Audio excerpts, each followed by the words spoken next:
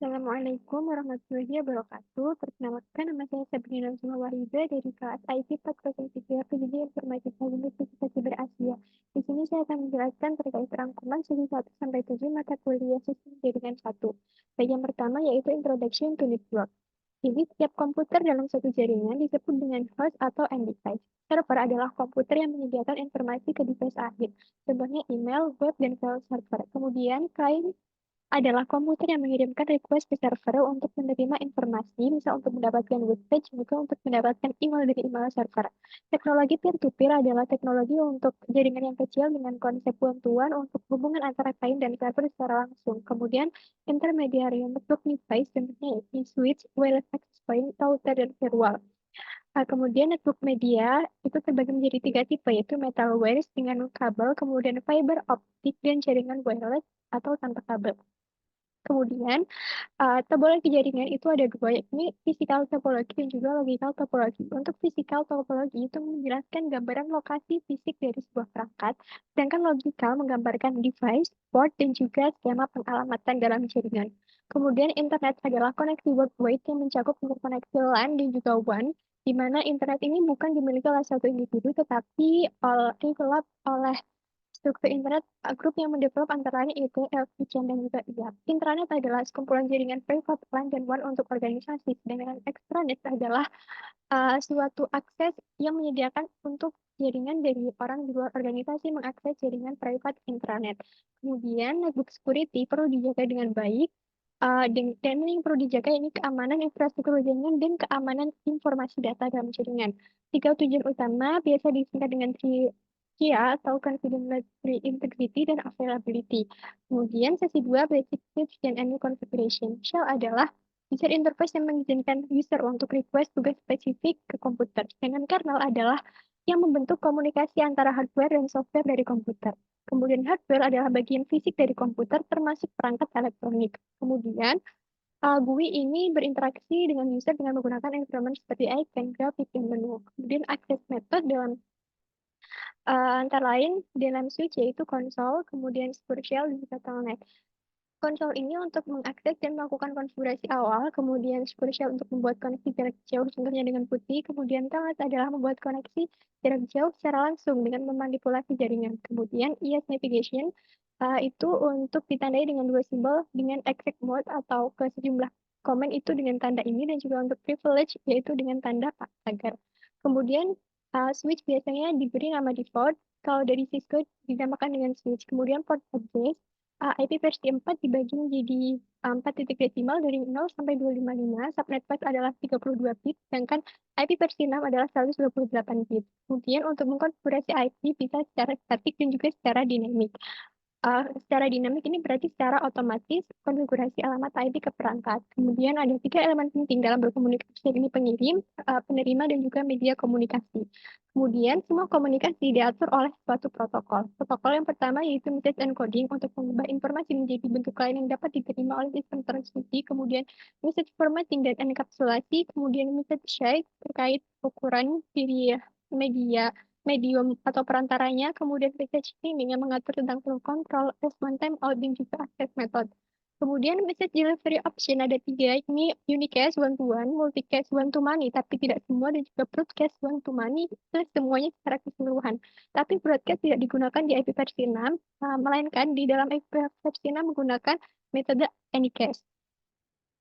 Kemudian network protokol jaringan perlu dengan menggunakan formatnya antara lain terdiri dari proses addressing, reliability, flow control, dan juga error detection serta application interface. Protokol suite adalah sekelompok protokol yang saling berkaitan untuk melakukan fungsi komunikasi dan bekerja untuk melakukan memecahkan masalah. Yang pertama itu TCP/IP yang merupakan protokol standar yang digunakan untuk bekerja pada lapisan aplikasi, transfer, dan internet. Kemudian diatur oleh organisasi seperti ISO, IAP, IETF, dan lain sebagainya. Kemudian vertical layer adalah lapisan terbawah dari OSI yang bertanggung jawab untuk pemindahan data dari satu hardware ke hardware yang lain menggunakan media antara koaksial, twist, fiber optik, dan wireless. Untuk kabel koaksial ini tidak digunakan dan biasanya digunakan pada teknologi bus. Kemudian twist wire terdiri dari UTP, STP, dan juga SCTP.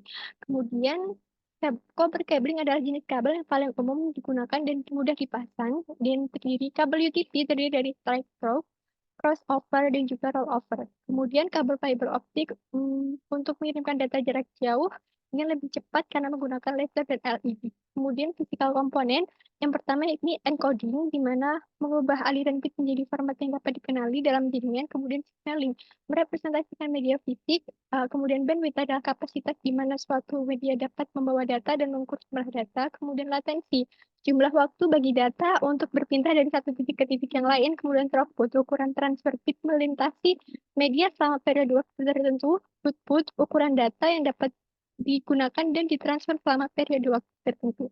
Dan sesuai dengan harapan. Kemudian wireless LAN beroperasi dalam model hub duplex yang dimana satu perangkat dapat mengirim dan menerima dalam satu waktu. Kemudian untuk merancang penyelamatan jaringan, yang pertama itu versi 4. Ini ada dua, yaitu versi 4 dan juga versi 6. Kemudian dibagi menjadi IP address rank, kemudian host address, experimental address, dan juga multicast address. Kemudian pada penyelamatan ada subnet mask.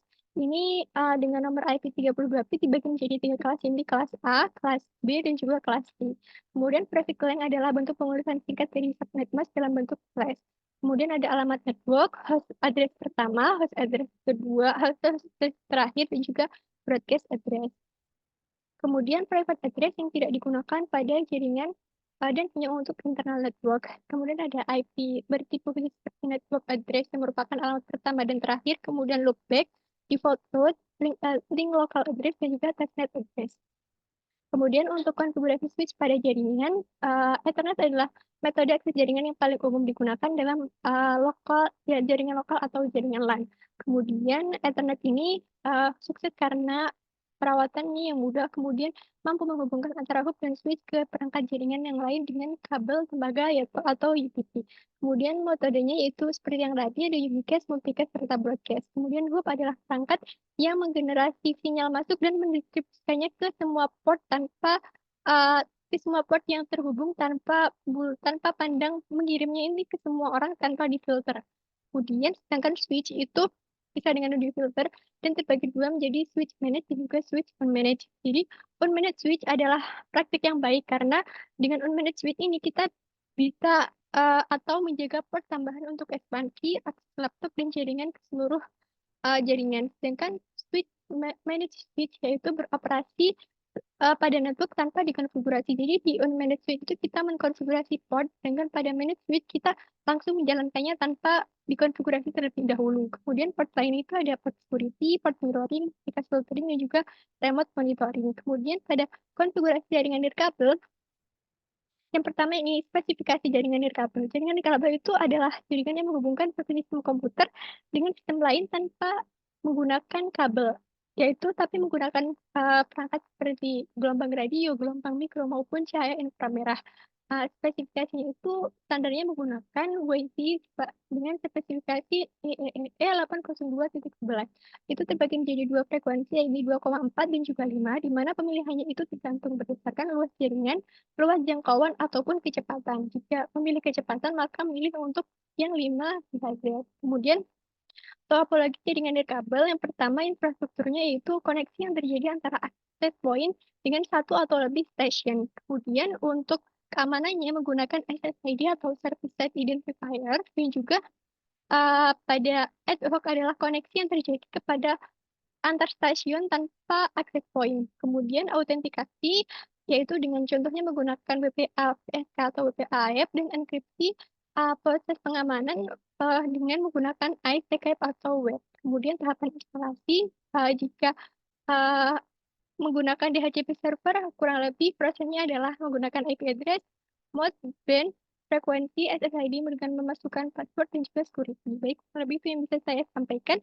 Kurang lebih mohon maaf. Wassalamualaikum warahmatullahi wabarakatuh.